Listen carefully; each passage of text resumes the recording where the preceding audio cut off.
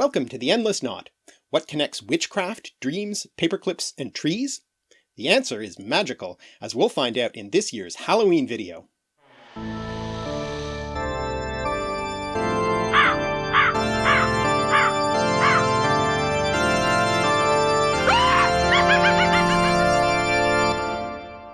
The word magic had a long way to travel before making it into English.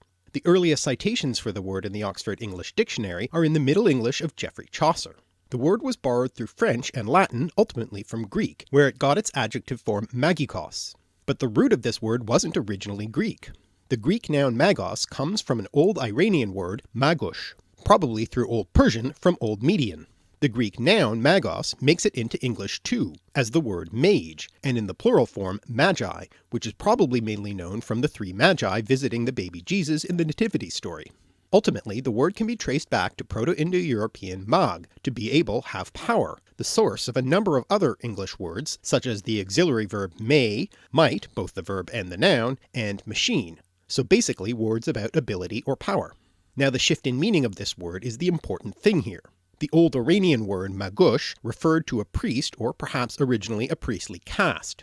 This was the original sense in Greek too, referring specifically to the Zoroastrian priests of the Persians, but it gradually came to have the connotation of magician rather than priest, and it's in that sense that we have the English word magic. Well, one religion's holy priest is another religion's dangerous magician. And this distinction was applied within religions too, with for instance early mainstream Christians denouncing the Gnostics as adherents of magic, and later the Protestants referring dismissively to Catholic magic. In fact, the definition of magic is pretty tricky even today, and so I've brought in someone much more knowledgeable about it to help me. Andrew Mark Henry of Religion for Breakfast has thought a lot about this. So Andrew, what's the difference between magic and religion, and where does science fit into it all? Thanks, Mark. Those are some really tough questions because, as you said, religion and magic are very subjective terms. One person's religion is another person's scary, deviant magic. In fact, for the Romans, the Latin word magia had very pejorative connotations. It was used to describe any ritual that they didn't like or that they thought was secretive, violent, or subversive. This long history of magic being considered a category of dark and scary rituals has influenced how modern scholars have tried to define magic in relation to religion today. So, for example, in the 1920s, the Archbishop Alexander Leroy describes magic as the perversion of science as well as of religion. And the archaeologist Alphonse Barbe describes magic as a degenerate form of religion. Just like how food slowly rots away, magic is the rotten refuse of pure religion that's been corrupted by human frailty and selfishness. The thing is, these are not academic ways to define magic. It's only been in recent decades that scholars have tried to craft objective definitions of magic with varying degrees of success. So, for example, the archaeologist Andrew Wilburn has defined magic as mechanistic ritual that draws on religious practice, sometimes exoticized forms of religious practice, to try to serve personal ends, like healing a sickness, exorcising a demon, or cursing a rival. As for science, magic is deeply intertwined with the history of science. In fact, I often joke that Isaac Newton is not the first great scientist, but the last great magician, because he wrote tons and tons of books on the occult, astrology, alchemy, stuff like that. And lots of the famous names from the scientific revolution and the Enlightenment were also super into the occult. And on some level this makes sense, right? If you're making a magic potion that has a lot of elements of scientific experimentation, expert knowledge, trying to gather ingredients together to try to affect nature. So it's here in the 21st century that we have starkly differentiated between science, magic, religion, but for many people in the past, these three categories of knowledge were very blurry and overlapped each other. Thanks, Andrew, that's helpful. But as you say, I guess there's no definitive way to distinguish between magic and religion and other forms of knowledge, especially in the ancient world. And that brings us back to the Magi. The word magush, or its Greek form magos, referred to a priest of the Zoroastrian religion. To this day, a certain type of Zoroastrian priest is called a mobad, which is a contraction of magupati, meaning something like priestmaster. The details are a little unclear, since most of the evidence we have of them is from the foreign perspective of Greek writers, but it seems the Magos castes were priests in an older Iranian polytheistic tradition. But sometime around the 8th century BCE they adopted the monotheistic Zoroastrian religion. It seems that with the unification of the Persian Empire under Cyrus the Great, the specifically Median Magos caste spread more generally throughout Iran. The later 5th century Greek physician and historian Ctesias referred to Zarathustra, who was the founder of Zoroastrianism, and whose name became Zoroaster in Greek, as a Magos himself. Whatever the details might be, the Magoses came to be associated with Zoroastrianism. It's important to keep in mind that Zoroastrianism wasn't a completely new religion, but a modification of older traditions. Scholars aren't certain when the prophet Zarathustra lived, but it's estimated to be in the 2nd millennium BCE, or perhaps a little later around the 7th or 6th century BCE, closer to the time of Cyrus the Great. He was a religious reformer who promoted the idea of one god, Ahura Mazda, and the importance of human free will and personal ethics over ritual and sacrifice. Ahura Mazda's name, by the way, which means literally wise spirit or lord, comes ultimately from the Proto-Indo-European roots Ansu, spirit, which produced the words Aesir and Asgard, the names of the Old Norse gods and their abode respectively, men, to think, and day, to set or put. Over time, the other old Iranian gods came to be demonized and were referred to as Daivas. Daiva is cognate with Sanskrit Deva, one of the terms for a deity in Hinduism, and goes back to the Proto-Indo-European root Dyeu, meaning to shine, but also used to refer to a skyfather god, Dyeu or Dyeu Pater, which spread with the Indo-European languages, becoming Jupiter in Latin, Zeus in Greek, and Tyr or Tu in the Germanic pantheon, now reflected in the word Tuesday. It's also the root behind such words as divine, deity, and Latin deus, god, as in deus ex machina, literally God from the machine, referring to an unlikely solution to an unsolvable problem to resolve a plot. And, as we've seen already, machina and English machine come from the same root as magic. The other important concept of Zoroastrianism to keep in mind are the principles of Asha and Druj, meaning roughly truth and the lie, and the ongoing struggle between these forces, essentially a dualistic battle between good and evil. The word Asha or Arta comes ultimately from the Proto-Indo-European root ar, to fit together, which also gives us such words as order, harmony, rhyme, and rite, as in a religious rite. The word druj or drug comes ultimately from Proto-Indo-European dreug, meaning to deceive, a concept we'll return to. Fittingly for this time of year, the root also leads to Old Norse draugr, a kind of undead creature similar to a revenant or zombie, probably via the idea of a phantom. The word also gives us the English word dream, which makes sense if you think of dreams as deceptive. This brings us to the connection between dreams and magic, as one of the roles of the Magos or Magi seems to have been dream interpretation. Another word we have for dreams, at least bad dreams, is nightmare, which also has its origins in Old English.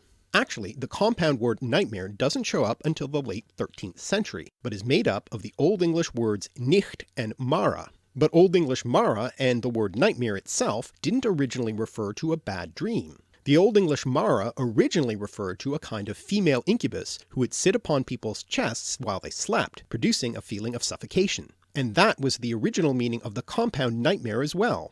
By the 16th century, the word nightmare could also refer to the feeling of suffocation, and it wasn't until as late as the 19th century that nightmare could refer to any bad dream. Now Old English mara can be traced back to the Proto-Indo-European root mare, which meant to rub away, harm, a sense we can still see in the derivative mortar, as in a mortar and pestle.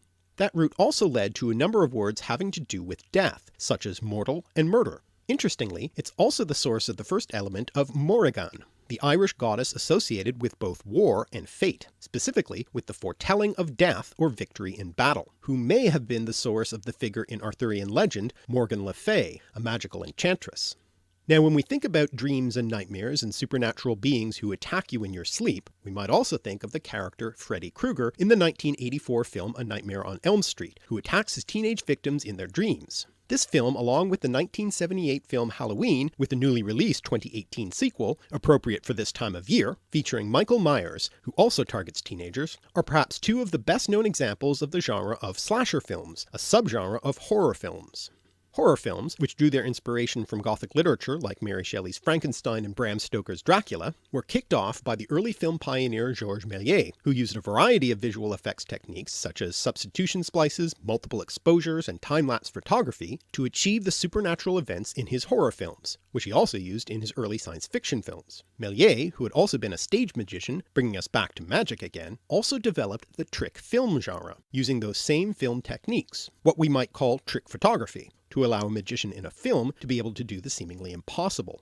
And so, magic tricks also brings us to the idea of deception that we saw with the roots of the words dream and rouge. The word trick comes into English from Old French trick, deceit, treachery, cheating, and tricher, cheat, trick, deceive, and is thus related to the word treachery, but the origin of the Old French words is uncertain.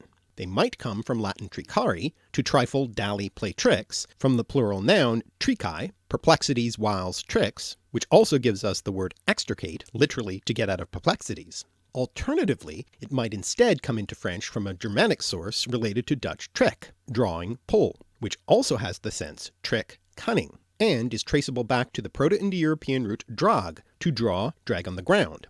There's a related rhyming variant of this root, trag, to draw, drag, move, which comes into Latin as trahere, to pull, draw, which comes into English in a number of different forms, such as traction, tractor, train, attract, contract, and treat.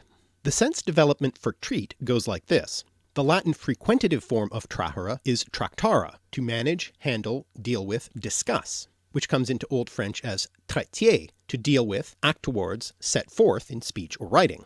This comes into Middle English with the sense negotiate, bargain, deal with, and we can see this sense in the related word treaty, and from this develop the later senses of to heal, cure, and to entertain with food or drink, and anything that gives pleasure. So if this tricky etymology is correct, Halloween trick-or-treating doesn't really offer a choice as it's etymologically redundant.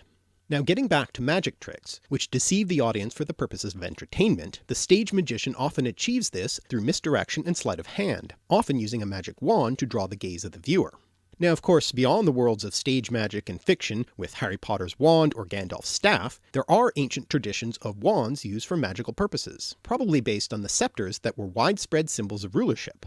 For instance, in Homer's Odyssey, the witch Circe uses a magic rod, called a rhabdos in Greek, to transform Odysseus's men into swine, and in the biblical book of Exodus, when Moses and Aaron try to coerce Pharaoh into freeing the Hebrews from slavery in Egypt, the first wonder is Aaron throwing down his rod, which is translated into Greek as rhabdos in the Septuagint, and transforming it into a serpent.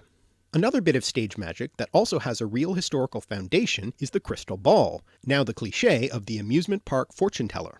In the 16th century, John Dee, mathematician, astronomer, and occult philosopher, who was an advisor to Queen Elizabeth I, gazed into crystals in an attempt to see visions of angels. This is part of a larger category called scrying, in which the practitioner stares into a reflective, refractive, or luminescent surface or object, such as water, a mirror, or fire, in order to gain some sort of prophecy or revelation. And in a sense, this is kind of similar and sometimes overlaps with dream interpretation, otherwise known as oniromancy. One famous example of this comes from the biblical book of Genesis, the famous Joseph who had the coat of many colors. Joseph was given that coat because he was the favorite son of his father Jacob, who was also by the way prone to receiving dream visions, having earlier received the vision of a stairway to heaven. No, not that stairway to heaven, Jacob's ladder. Well, in addition to receiving that technicolor sign of his father's favoritism, Joseph also had two dreams which symbolically showed his brothers bowing down to him. So his brothers were naturally jealous of him and sold him into slavery, and convinced their father that he was killed by wild beasts. Through a series of adventures in Egypt, in which Joseph accurately interpreted the prophetic dreams of fellow prisoners, and later interpreting the dream of the pharaoh predicting 7 years of abundance followed by 7 years of famine, thus advising him to store up surplus grain, Joseph was made vizier of Egypt. Now, during that famine, many people came to Egypt to purchase grain, including Joseph's brothers. So Joseph devised a trick for them, planting a silver cup in the sack of one of his brothers and then pretending it was stolen. When Joseph's steward found the cup in the possession of the brothers, he said it belonged to his master and was the cup Joseph used for divination, in other words, scrying. Well, in the end, Joseph was reunited with his brothers and father, but his prophetic dream had come true. His brothers did bow down to him as vizier. And this isn't the only ancient story of a cup being used for scrying. In Persian mythology is the Cup of Jamshid, a magical cup that contained the elixir of immortality and was also used for scrying. Many Persian literary texts describe this cup being used by Jamshid and other mythological kings, including in the Shahnameh, the great national epic of Greater Iran, which tells the mythological and historical past of the Persian Empire, including the life of the prophet Zarathustra. Which brings us back once again to Zoroastrianism and prophecy. The word prophecy comes from Greek pro, before, and phani, to speak, and a particularly deceptive form that essentially tricks its recipient is the self-fulfilling prophecy. One of the most famous literary examples of this is in Shakespeare's Macbeth, in which Macbeth gets the prophecy from the witches that he will become king, and then goes on to make it happen by killing the king and usurping the throne. In Oedipus the King, by the Greek playwright Sophocles, in order to avoid the prophecy that the baby Oedipus will grow up to kill his father, his parents leave the baby to die on a mountaintop. But he is rescued and given to surrogate parents, with the result that when Oedipus grows up and gets the prophecy that he'll kill his father and marry his mother, he leaves his supposed parents to avoid it, and ends up fulfilling both prophecies. Or, if you want a more recent example, to return to Harry Potter again, in reaction to the prophecy that a child born on a certain day will kill him, Voldemort tries to murder the infant Harry, thus making Harry the one who is eventually able to defeat Voldemort.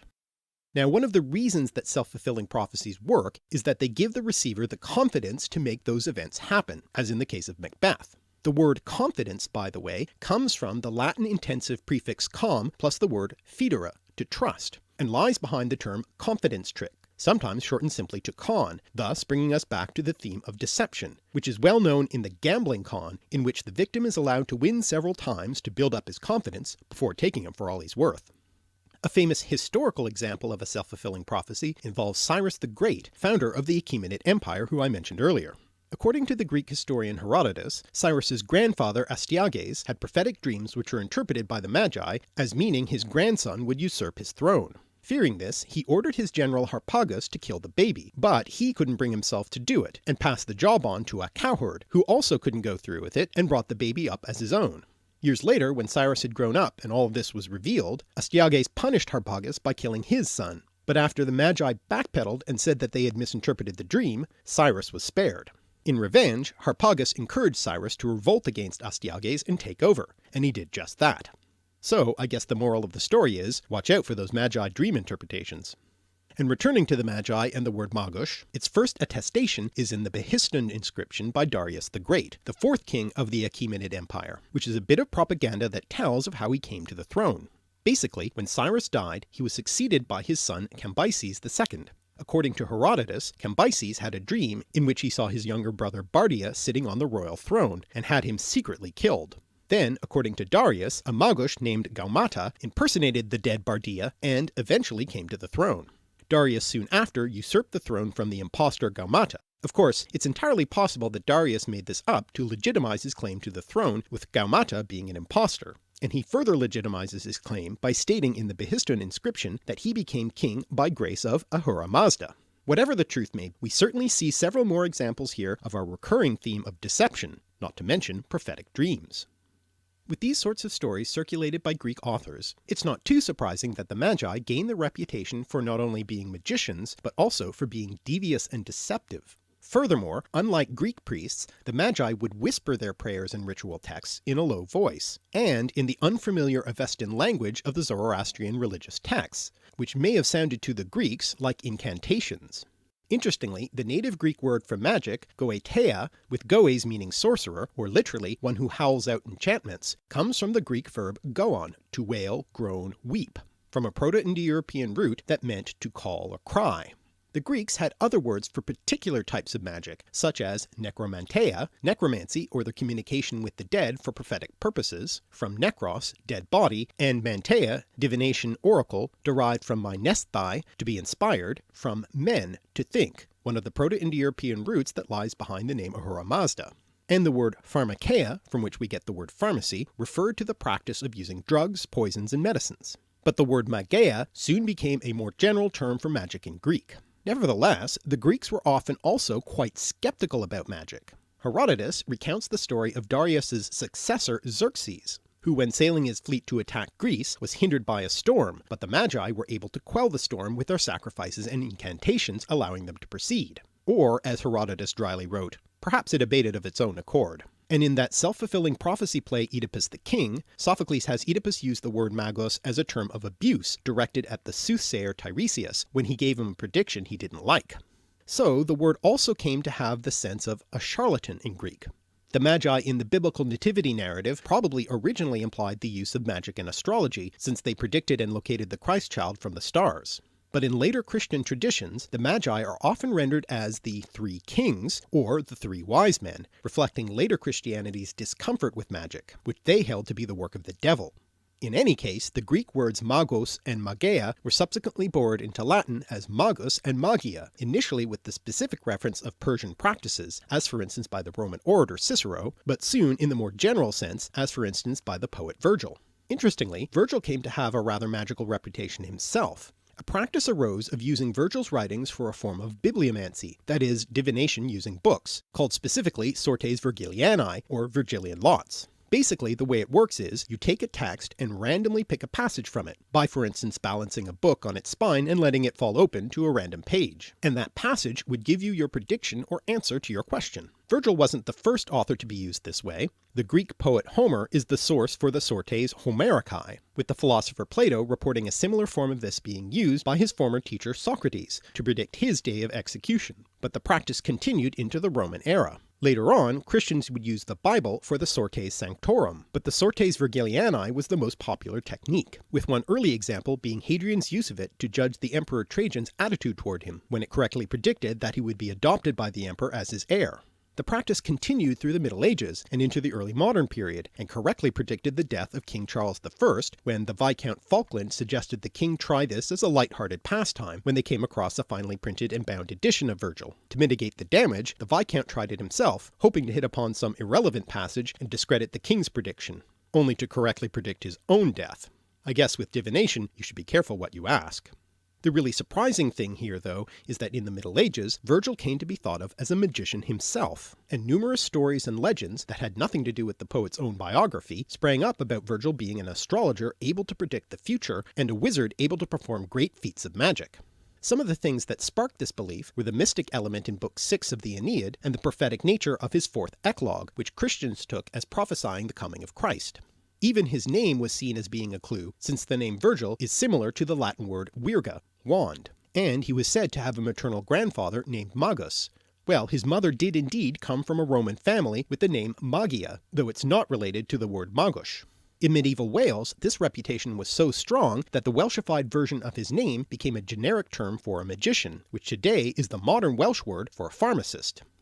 Now that Latin word sortes, or sores in the singular form, comes from the Proto-Indo-European root ser, to line up. In Latin, the word was originally used to refer to little pieces of wood used to draw lots, but later came to refer to what is allotted by fate, and thus fortune, and then to any kind of fortune-telling. From that, it later developed the sense rank, class, or order, and it's that sense that we see in the English word sort. The word sortition refers to the drawing of lots, like a lottery, and the word lottery is related to the word lot, coming from a Germanic root, and thus bringing us back to the theme of gambling which we last saw in the Gambling Con. The other way this root makes it into English are the words sorcery and sorcerer, from Old French sorcerie and sorcière, originally one who predicts or influences fate or fortune, but broadening to mean one who uses magic. The more precise word now for fortune-telling by drawing lots is kleromancy, another of those mancy terms like necromancy, bibliomancy, and oniromancy. The first element of kleromancy is the Greek kleros, lot, allotment, from the Proto-Indo-European root kel, to strike or cut, from the idea of that which is cut off. Also from Greek kleros is Greek klerikos, Latin clericus, and English cleric, clerk, and clergy. So how do we get to here from there? Well, from the sense allotment, kleros also came to mean inheritance, which is how it's used in the Greek translation of the biblical book Leviticus in reference to assistance to the temple priests. Therefore shall they have no inheritance among their brethren, the Lord is their inheritance. So the word came to refer to matters having to do with priests, and eventually priest and the priesthood itself. In the Middle Ages, clerks, sometimes now pronounced clerks, were the only well-educated people available, and so in addition to their religious duties also used their skills as accountants, and from that we get the modern sense of clerk, which is broadened further to include clerical bureaucratic duties and even store clerks.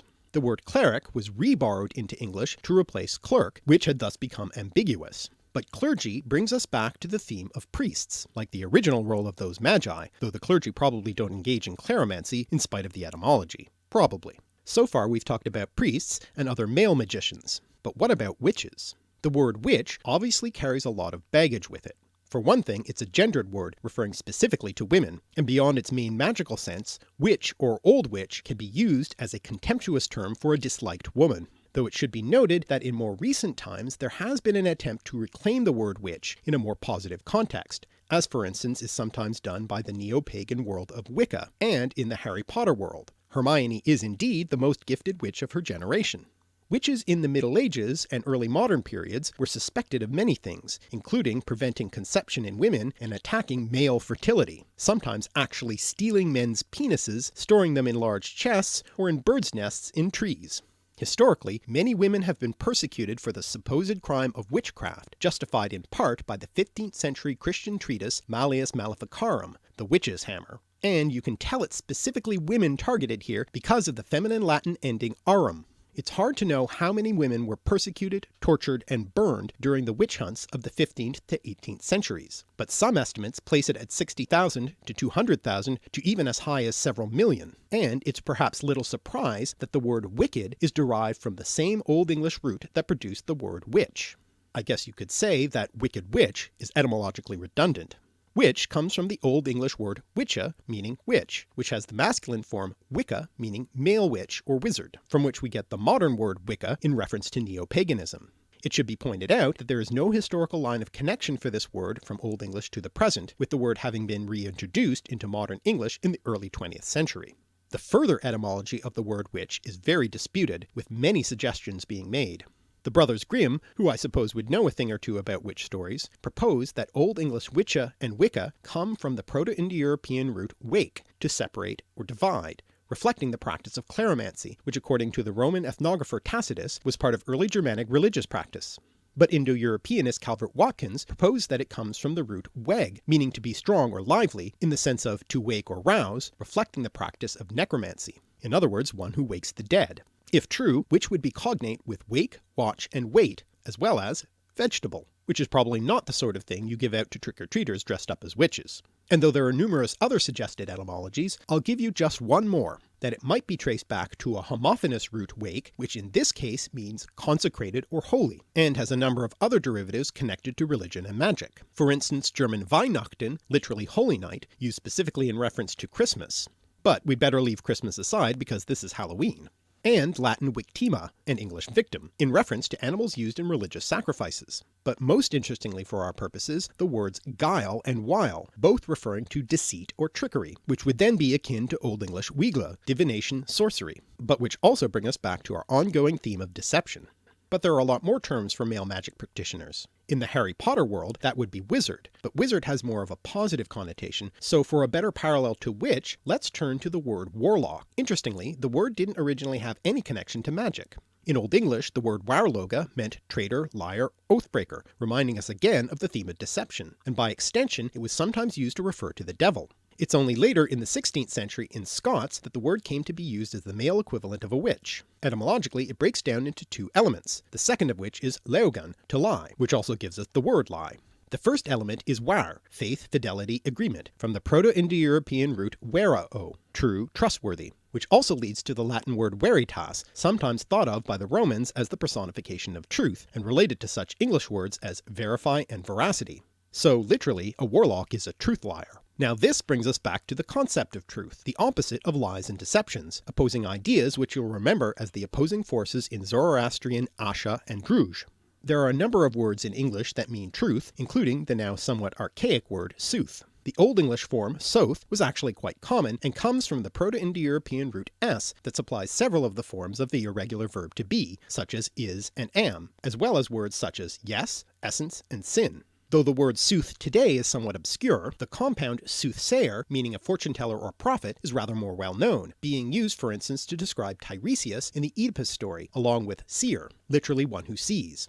The word truth itself has a fascinating etymology. It goes back to the Proto-Indo-European root dero, to be firm, solid, steadfast, which also has the specialized senses of tree and wood, especially oak, including the word tree itself. It's also the second element in the word Ausatru, a term used to refer to a neo-pagan group focused on the Old Norse mythological tradition, which means literally faith or allegiance to the Aesir, the pantheon of Norse gods. And we've already seen that first element as the root lying behind the name of the Zoroastrian god Ahura Mazda. The Norse, by the way, also had their own tradition of magic, called Seidr, associated with the gods Odin and Freya. The word Seidr comes from the Proto-Indo-European root sai, meaning to bind or tie, which also has the derivatives sinew and secular, which originally as Latin saeculum meant age, span of time, and came to mean worldly, not religious. Other derivatives of Deru, solid tree, are dryad, a tree nymph in Greek mythology, and druid, the high-ranking priestly class who also wielded considerable secular power among the Celtic peoples. So the Druids are another example of a priestly class, like the Magi and the clergy, who are also mistrusted by external cultures, in this case the Romans during the Roman Britain period. The second element of the word Druid comes from the Proto-Indo-European wade, to see, which has such other derivatives as vision, view, and evident, as well as wise, wisdom, and wit. So a Druid is someone who is wise about trees.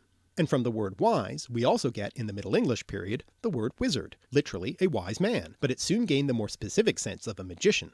Also from this root we get the Old English term Witenagemot, referring to the council of advisors to the king in Anglo-Saxon England, who technically were in charge of electing the kings. Though this political body didn't survive past the Norman conquest of England, it seems to have been the inspiration behind J.K. Rowling's Wizengamot, the wizard court of law in the Harry Potter world, obviously also playing off the word wizard. But as we've seen, the word wizard comes from the same root anyway, and in any case the wizards we know today, such as Albus Dumbledore and Gandalf, are also quite wise and indeed witty.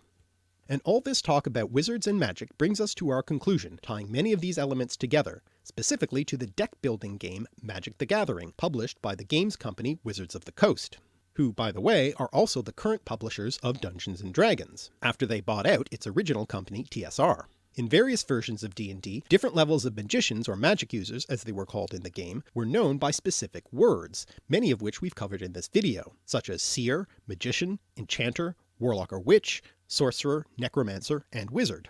The game Magic the Gathering, which also has magic users known as mages by the way, was developed by Richard Garfield, who had been a combinatorial mathematics doctoral student at the University of Pennsylvania, and apparently he created it so that he and his friends would have something to do while they waited for everyone to turn up for their D&D games. Garfield has two other claims to fame. His great-great-grandfather was James A. Garfield, a rather minor US president, having been assassinated within his first year in office. And his granduncle Samuel B. Fay invented the paperclip. Unless you ask the Norwegians, who have their own candidate for this honour, Johan Valar, whose version of the paperclip was adopted as a symbol of resistance against the Nazis, after pins or badges bearing national symbols were banned. As for Magic the Gathering itself, it originally had an aspect of gambling, since according to the original rules one was supposed to ante up a card in order to play, which the winner would then be able to claim at the end of the game. And even now the packs come with random assortments of rare cards which can be quite valuable. So whether it's card tricks or tarot cards, or the 3-card Monte Con or Magic the Gathering, or all the way back to exotic Zoroastrian priests and self-fulfilling prophecies, falsely accused witches and crystal ball-gazing wizards, it seems perhaps that for magic, luck, deception, and shifting perceptions have always been on the cards. Thanks for watching. My special thanks to my friend and fellow YouTuber Andrew of Religion for Breakfast, who suggested this topic, and helped me out with the crucial definition of magic. Why not check out his video, What is the History of Magic Wands, for more on that topic. If you've enjoyed these etymological explorations and cultural connections, please subscribe and click the little bell to be notified of every new episode. And check out our Patreon, where you can make a contribution to help me make more videos. I'm @alliterative on Twitter, and you can visit our website, alliterative.net, for more language and connections in our podcast, blog, and more.